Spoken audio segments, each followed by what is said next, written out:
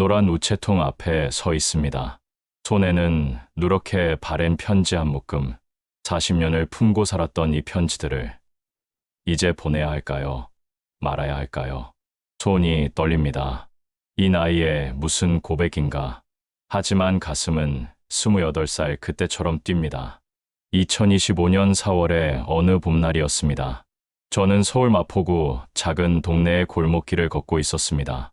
40년을 걸어온 이 길을 오늘이 마지막이었습니다. 은퇴, 우체부 박민수의 마지막 배달 날이었습니다. 가방 속 편지들이 평소보다 가볍게 느껴졌습니다. 아니, 제 발걸음이 무거워서 그런 걸지도 모르겠습니다. 박 선생님, 오늘이 마지막이시라며요? 슈퍼 주인 할머니가 손을 흔들었습니다. 네, 그렇습니다. 아이고, 40년을 여기서 우편 배달하셨는데, 이제 뭐하고 사세요? 글쎄요. 천천히 생각해 보려고요. 거짓말이었습니다. 이미 알고 있었습니다. 앞으로 제가 할 일을요. 그녀를 더 이상 볼 수 없겠지. 골목 안쪽으로 들어갔습니다. 익숙한 대문들이 눈에 들어왔습니다. 김씨네, 이씨네, 박씨네. 40년간 외운 이름들이었습니다. 그리고 마지막 집. 현관문 옆에 붙은 이름표가 보였습니다. 김태준, 김연희. 가슴이 철렁했습니다. 늘 그랬습니다. 이 집 앞만 서면 28살 청년으로 돌아가는 기분이었습니다. 우편함을 열었습니다. 전기세 고지서 한 장, 보험 안내문 한 통. 그 순간 2층 창문이 열렸습니다. 우체부님, 그녀의 목소리였습니다. 고개를 들었습니다. 연희 씨가 창가에 서서 손을 흔들고 있었습니다.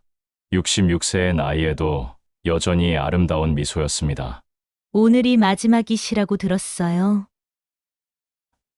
네, 고생 많으셨어요. 손을 흔드는 그녀를 바라봤습니다. 이게 마지막이구나, 40년의 마지막. 감사했습니다. 제 목소리가 떨렸습니다. 그녀는 환하게 웃으며 창문을 닫았습니다. 저는 한참을 그 자리에 서 있었습니다. 안녕. 연희 씨, 40년간 당신을 사랑했습니다. 마음속으로만 고백했습니다. 늘 그래왔듯이. 집으로 돌아왔습니다. 좁은 원룸이었습니다. 평생 독신으로 살며 모은 건 이 작은 방 하나뿐이었습니다. 옷장 깊숙한 곳에서 낡은 상자를 꺼냈습니다. 40년의 기록. 뚜껑을 열자 편지 묶음들이 나타났습니다. 노란색으로 바랜 편지지, 정성스럽게 접힌 봉투들, 365통, 40년간 1년에 한 통씩 그녀의 생일마다 쓰고도 보내지 못한 편지들이었습니다. 첫 번째 편지를 펼쳤습니다. 1985년 4월 15일, 제가 28살 때였습니다. 연희 씨, 당신을 처음 본 날을 기억합니다. 세상이 노랗게 빛났습니다. 읽다가 멈췄습니다. 이 편지들을 어떻게 해야 하나? 평생을 품고 살았지만 이제는 짐처럼 느껴졌습니다. 그날 밤 잠이 오지 않았습니다. 창밖을 바라보며 생각했습니다. 40년을 바라만 보고 살았어. 한 번도 용기를 내지 못했지. 후회가 밀려왔습니다. 하지만 동시에 평온함도 느껴졌습니다. 그래도 괜찮았어. 그녀가 행복했으니까. 은퇴 후 2개월이 지났습니다. 할 일 없는 일상이 낯설었습니다. 40년간 아침 6시에 일어나 우편물을 분류하던 습관은 쉽게 사라지지 않았습니다. 어느 토요일 오후였습니다. 조카 지우가 찾아왔습니다. 삼촌, 저 왔어요. 왜 또 왔어? 삼촌 혼자 사시니까 걱정돼서요. 청소 좀 해드리려고요. 지우는 32살 청년이었습니다. 웹툰 작가로 일하며 늘 삼촌 걱정을 했습니다. 청소는 내가 해도 돼. 삼촌, 이게 청소된 집이에요. 먼지가 한 뼘이에요. 지우가 옷장을 열기 시작했습니다. 야, 거기는 너무 늦었습니다. 삼촌, 이게 뭐예요? 지우가 낡은 상자를 발견했습니다. 아무것도 아니야, 내려놔. 편지예요? 엄청 많네. 지우가 한 통을 꺼내 읽기 시작했습니다. 야, 함부로 읽지 마! 하지만 지우는 이미 읽고 있었습니다. 눈이 점점 커졌습니다. 삼촌 이거 러브레터예요. 40년 전 편지부터 있어요. 이거 다 누구한테 쓴 거예요? 저는 한숨을 쉬며 소파에 앉았습니다. 보내시야 편지지. 안 보냈으니까 쓰레기야.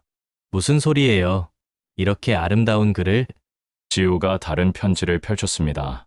당신의 웃음소리가 봄비처럼 제 마음에 스며듭니다. 와, 삼촌, 시인이세요? 그만 읽어. 누구한테 쓴 건데 이걸 안 보냈어요? 보낼 수 없었어. 왜요? 긴 침묵이 흘렀습니다. 그 사람에겐 남편이 있었어. 처음 본 순간부터 지금까지. 지우가 편지를 내려놨습니다.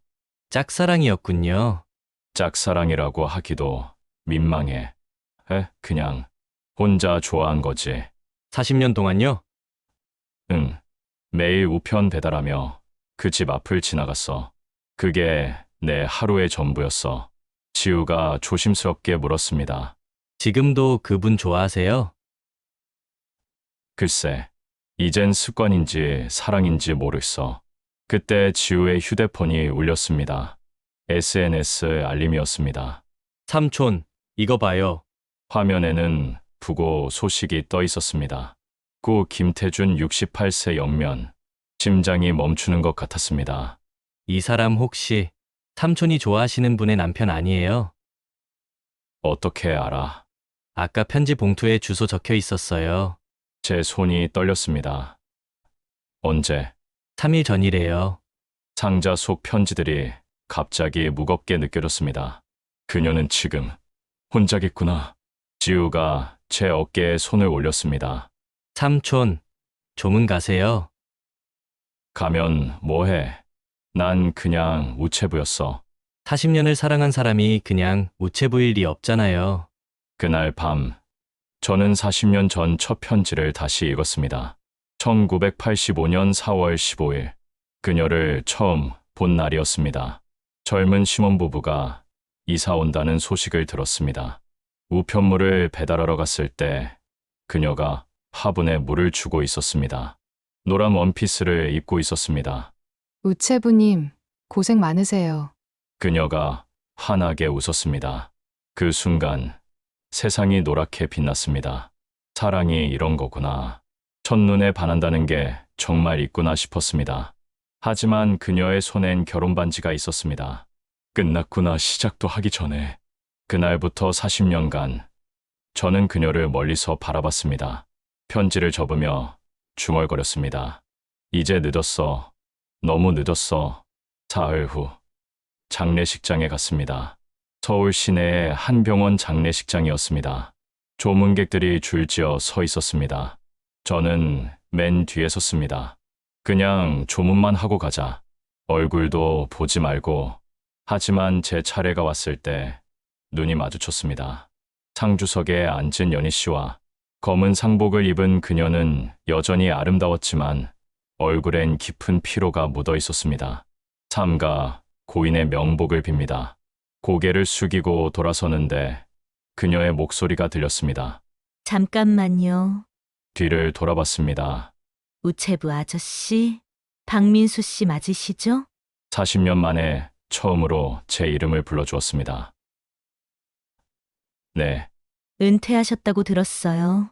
네, 2달 전에요. 그녀가 일어나 다가왔습니다. 고맙습니다. 40년 동안. 늘 정확하게 우편물을 배달해 주셔서. 제 일이었습니다. 아니에요. 그녀가 작은 미소를 지었습니다. 박 선생님이 오시는 시간이 저한텐 작은 기쁨이었어요. 매일 아침 9시 정확하게 우편함이 딸깍 소리를 냈죠. 가슴이 뛰었습니다. 그 소리를 들으면 하루가 시작된다는 느낌이었어요. 그랬습니까? 이제 그 소리를 못 들으니까 좀 허전해요. 무슨 말을 해야 할지 몰랐습니다. 조문 감사합니다. 그녀가 다시 상주석으로 돌아갔습니다. 저는 그 자리에 한참을 서 있었습니다.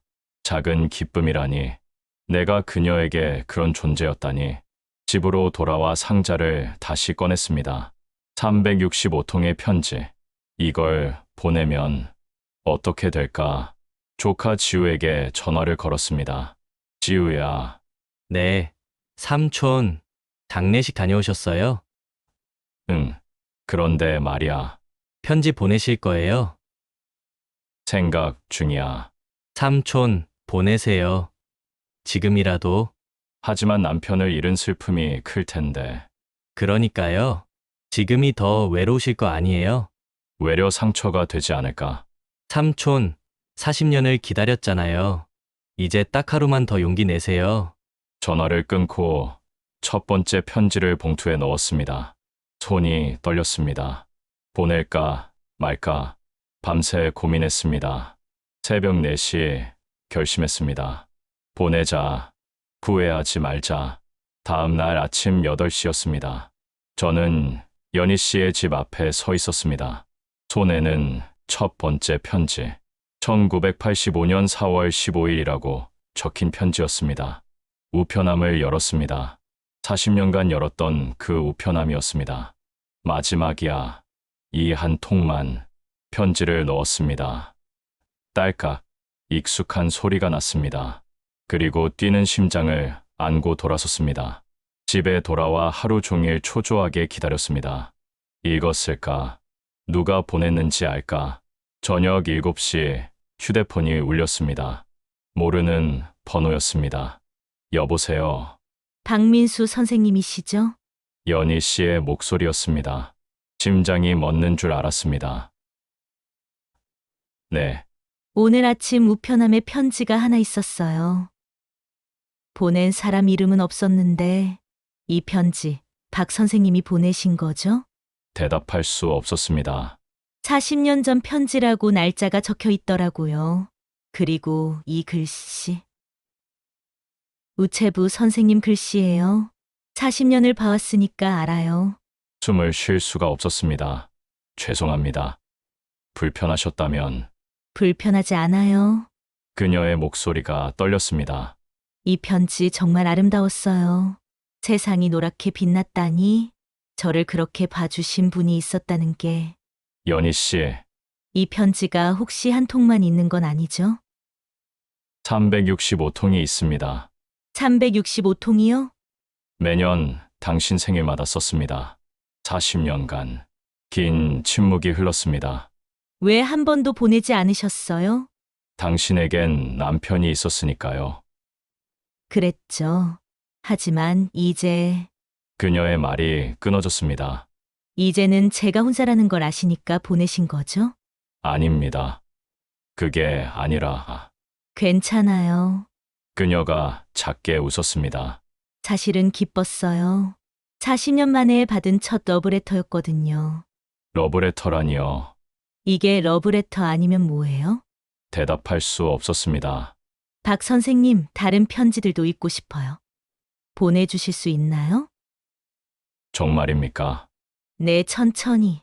하나씩. 알겠습니다. 전화가 끊어졌습니다. 저는 한참을 휴대폰을 들고 서 있었습니다. 꿈인가? 40년 만에 처음으로 제 마음이 전해진 것 같았습니다. 그날부터 매일 아침 저는 편지 한 통씩을 그녀의 우편함에 넣기 시작했습니다. 두 번째 편지는 1986년 4월 15일 것이었습니다. 당신의 웃음소리가 봄비처럼 제 마음에 스며듭니다. 세 번째 편지는 1987년 것이었습니다. 오늘 당신이 아기를 안고 있는 걸 봤습니다. 행복해 보였습니다. 저도 행복했습니다. 네 번째, 다섯 번째, 날마다 한 통씩. 그리고 연희 씨는 매일 저녁 전화를 걸어왔습니다. 오늘 편지 읽었어요. 어떠셨습니까? 1990년 편지 제가 아팠던 해죠? 네. 한 달간 우편함에 우편물이 쌓여 있었습니다. 입원했었거든요. 수술 받고. 알고 있었습니다. 남편분이 우편물을 찾으러 오셨을 때 들었어요. 편지에 빨리 나으시길이라고 쓰셨더라고요. 몰랐어요. 선생님이 저를 그렇게 걱정해 주신 줄. 감사해요. 이런 대화가 한 달간 계속됐습니다. 30통의 편지를 보냈고 30번의 전화 통화를 했습니다. 어느 날 연희 씨가 제안했습니다. 박 선생님, 우리 만나서 차 한잔 하면 안 될까요? 맞나요? 네. 전화로만 이야기하기엔 하고 싶은 말이 너무 많아서요. 좋습니다. 다음 날 동네 작은 카페에서 만났습니다. 창가 자리에 그녀가 먼저 와 있었습니다. 늦지 않으셨어요. 제가 일찍 왔어요. 마주 앉았습니다. 40년 만에 제대로 된 대면이었습니다. 편지들 정말 잘 읽고 있어요. 부담스럽진 않으신지. 아니에요, 오히려. 그녀가 가방에서 편지 묶음을 꺼냈습니다. 매일 밤 읽어요. 그리고 깨달았어요. 뭐려? 제 인생에 누군가 이렇게 진심으로 저를 바라봐준 사람이 있었다는 걸요.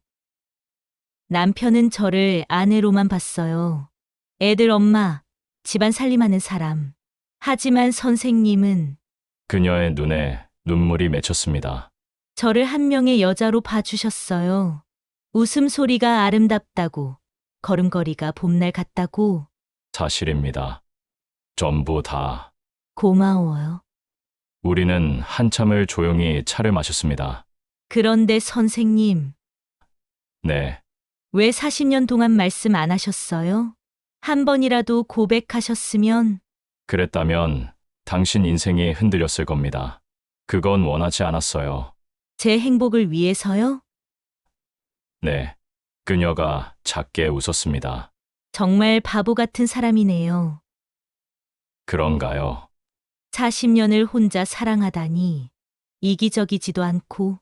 사랑이 원래 그런 거 아닌가요? 아니에요. 그녀가 고개를 저었습니다. 사랑은 주고받는 거예요. 선생님은 40년을 주기만 하셨잖아요. 받았습니다.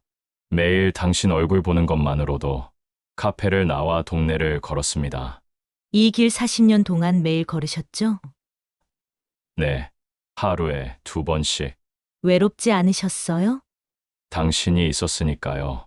멀리서라도. 그녀가 걸음을 멈췄습니다. 선생님, 우리 네. 친구할 수 있을까요? 가슴이 철렁했습니다. 친구요. 네, 이제 시작할 순 없겠지만 친구로라도 옆에 있고 싶어요. 안 될까요? 됩니다. 저는 미소 지었습니다. 40년을 기다렸는데 친구가 못 될 리 없죠. 2주가 지났습니다. 우리는 매일 만났습니다. 산책도 하고 차도 마시고 가끔 영화도 봤습니다. 70통의 편지를 보냈고 70일의 시간을 함께 보냈습니다. 하지만 평온은 오래가지 않았습니다. 어느 토요일 오후였습니다. 연희 씨와 약속이 있어 그녀의 집 앞에서 기다리고 있었습니다. 그때 젊은 여성이 다가왔습니다. 실례지만 박민수 씨 맞으시죠? 네, 그런데요. 저는 김수진입니다. 연희의 딸이에요. 얼굴이 차갑게 굳어 있었습니다. 아, 그러시군요. 어머니 지금 안 계세요. 제가 대신 이야기 좀 할까요? 무슨 이야기요? 카페로 가시죠. 근처 카페에 마주 앉았습니다. 어머니랑 자주 만나신다고 들었어요. 네, 가끔. 편지도 보내신다고요? 매일? 박 선생님, 제가 직설적으로 말씀드릴게요. 수진 씨가 차가운 눈으로 저를 바라봤습니다. 어머니한테 접근하지 말아주세요. 접근이라니요. 아버지 돌아가신 지 겨우 3개월이에요. 그런데 어머니가 누굴 만나고 다니고 편지를 받고 이게 말이 되나요? 우리는 그냥. 그냥 뭐예요? 친구라고요? 수진 씨가 비웃었습니다. 60대 후반 남녀가 친구요? 다른 사람들이 뭐라고 하겠어요? 다른 사람들은 중요하지 않습니다. 어머니한텐 중요해요. 동네 사람들이 쑥덕거리는 거, 친척들이 뭐라고 하는 거. 수진 씨의 목소리가 높아졌습니다. 솔직히 말씀드릴게요. 선생님 의도가 뭐예요? 어머니 재산 노리시는 거예요? 뭐라고요? 아버지 보험금도 있고, 집도 있고, 혼자 사시는 어머니 옆에서. 그만하십시오. 제 목소리가 커졌습니다. 저는 40년을 당신 어머니를 멀리서 지켜봤습니다. 단 한 번도 가까이 다가간 적 없었어요. 재산, 그런 건 생각해 본 적도 없습니다. 그럼 뭐예요? 사랑이에요? 60대 후반에 무슨 사랑이에요? 우스워요. 수진 씨가 가방을 들었습니다. 어머니는 제가 설득할게요. 다시는 만나지 마세요. 그녀가 떠났습니다. 저는 한참을 그 자리에 앉아 있었습니다. 60대 후반에 무슨 사랑, 우스워요. 그 말이 가슴에 박혔습니다. 그래, 우습지. 이 나이에 무슨 사랑이야. 휴대폰을 꺼내 연희 씨에게 문자를 보냈습니다. 오늘 만남은 취소하겠습니다. 몸이 좀 안 좋습니다. 거짓말이었습니다. 하지만 어떻게 얼굴을 보겠습니까? 집으로 돌아와 상자를 바라봤습니다. 아직 295통이 남아 있었습니다. 이제 그만둬야 하나. 그날 밤 연희 씨에게서 전화가 왔습니다. 선생님, 괜찮으세요? 수진이가 뭐라고 했죠? 알고 계셨습니까? 수진이가 집에 와서 다 말하더라고요. 선생님한테 심하게 말했다고. 괜찮습니다. 아니에요. 제가 딸한테 말할게요. 연희 씨, 제 목소리가 떨렸습니다. 우리 이제 그만 만나는 게 어떨까요? 네. 수진 씨 말이 맞습니다. 주변 사람들 시선도 있고 당신 명예도 있고 제 명예는 제가 지킵니다. 하지만 선생님, 그녀의 목소리가 단호했습니다. 제가 선택할게요. 누구를 만날지, 누구와 시간을 보낼지, 그건 제 인생이에요. 40년을 남편 눈치, 시댁 눈치, 자식들 눈치 보며 살았어요. 이제 제 마음대로 살고 싶어요. 하지만 쟤 때문에 가족과 멀어지는 건 선생님이 제 가족을 떼어놓는 게 아니에요. 제가 선택하는 거예요. 전화가 끊어졌습니다. 하지만 저는 흔들렸습니다. 내가 정말 그녀에게 도움이 되는 걸까? 아니면 짐이 되는 걸까? 일주일이 지났습니다. 저는 편지를 보내지 않았습니다. 연희 씨의 전화도 받지 않았습니다. 이게 맞는 거야. 그녀를 위해서. 하지만 마음은 무너져 내렸습니다. 조카 지우가 찾아왔습니다. 삼촌 왜 이러세요? 연희 씨가 저한테 연락했어요. 삼촌이 연락을 안 받는데요. 그게 무슨 소리예요? 나 같은 사람이 그 집안에 들어가면 안 돼. 딸도 반대하고 삼촌 40년을 기다렸잖아요. 기다렸으니까 이제 그만둬야지. 지우가 한숨을 쉬었습니다. 삼촌, 이거 봐요. 휴대폰을 꺼내 보여줬습니다. SNS의 게시물이었습니다. 제가 삼촌 이야기를 올렸어요. 40년간 사랑을 배달한 우체부 이야기. 왜 그런 걸. 사람들 반응 보세요. 댓글이 수천 개 달려 있었습니다. 너무 아름다운 사랑이네요. 왜 이런 분이 행복하지 못하시나요? 응원합니다. 늦지 않았어요. 이 이야기 드라마로 만들어야 해요. 삼촌, 사람들이 응원하고 있어요. 이게 이상한 사랑이 아니라고요. 그때 초인종이 울렸습니다. 문을 열자 연희 씨가 서 있었습니다. 연희 씨, 왜 피하세요? 제가 당신한테 짐이 될까봐. 누가 그렇게 생각하래요? 그녀가 안으로 들어왔습니다. 편지 안 보내시더라고요. 기다렸어요. 매일 아침 우편함 확인하며. 죄송합니다. 사과는 필요 없어요, 대신. 그녀가 가방에서 뭔가를 꺼냈습니다. 편지였습니다. 이걸 드리고 싶었어요. 이게 뭡니까? 제 편지요.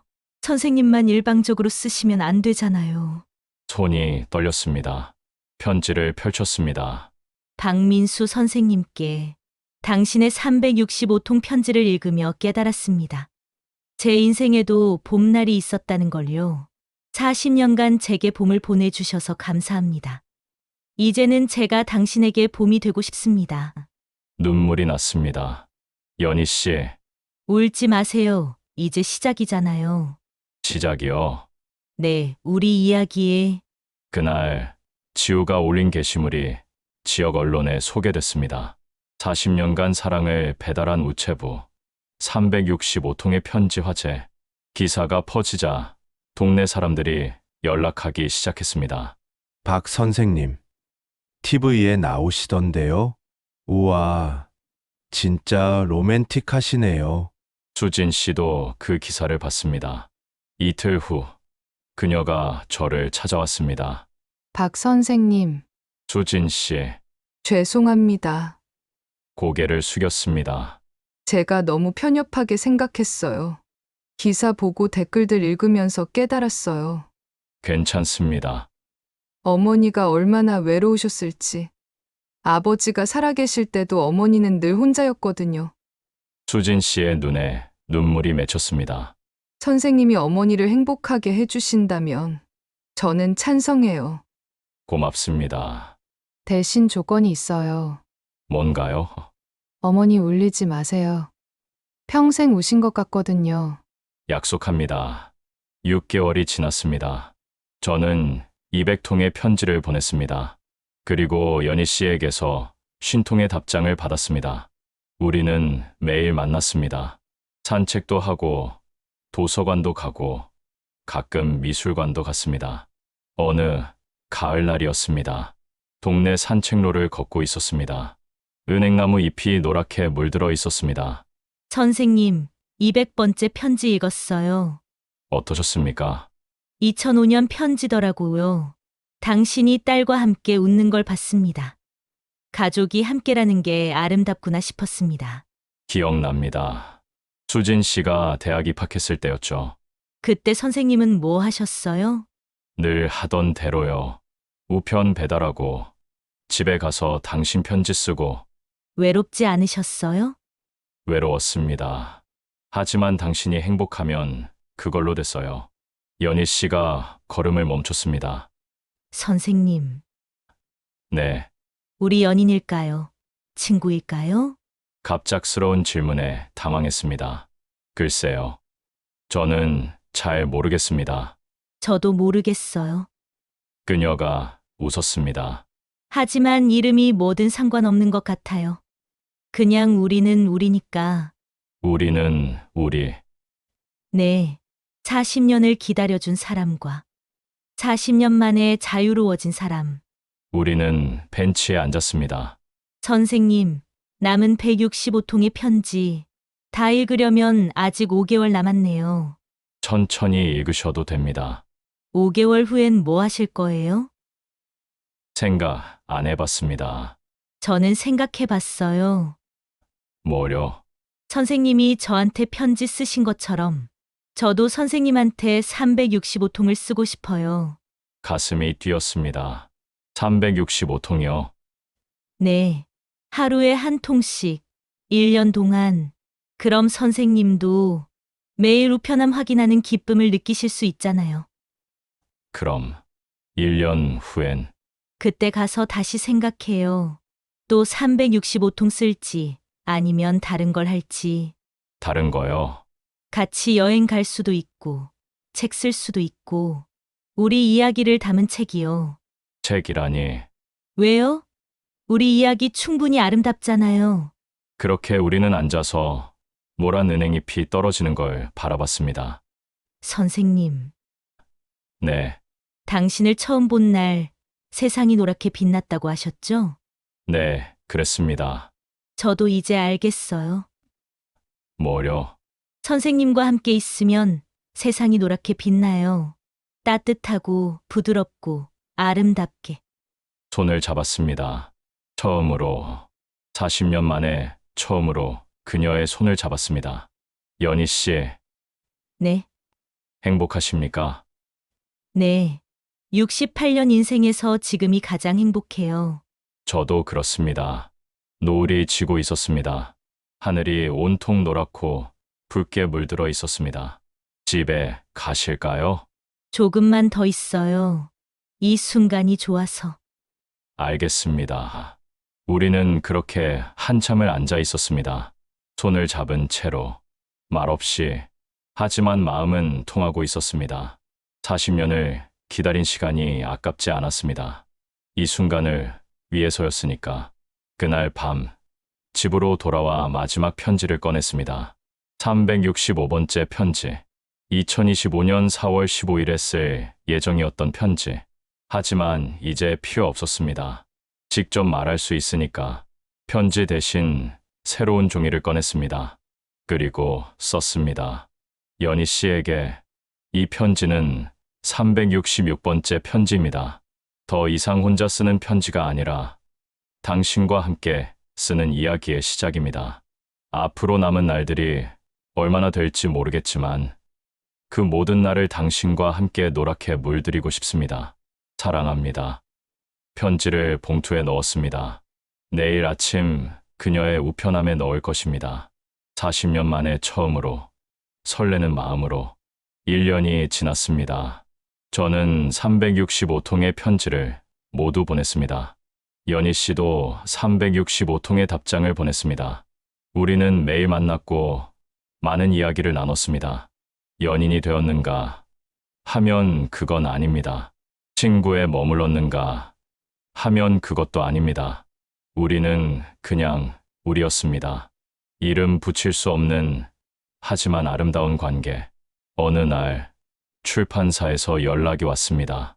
두 분의 이야기를 책으로 내고 싶습니다. 우리는 고민했습니다. 우리 이야기가 사람들한테 의미가 있을까요? 있습니다. 늦지 않았다는 희망을 주니까요. 책은 365통의 봄날이라는 제목으로 출간됐습니다.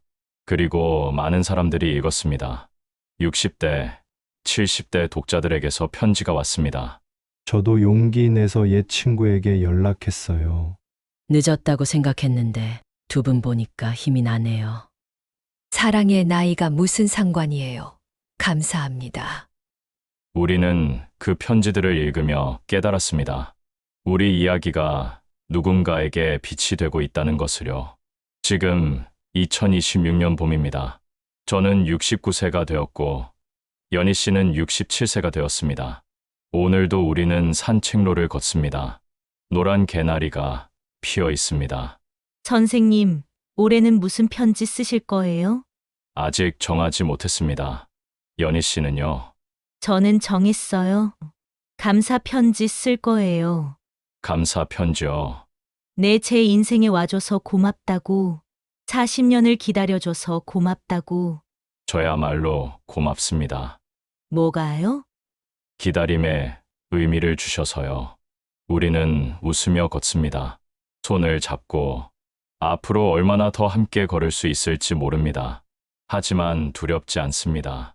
이 순간, 이 길, 이 사람과 함께라면 그것으로 충분하니까요.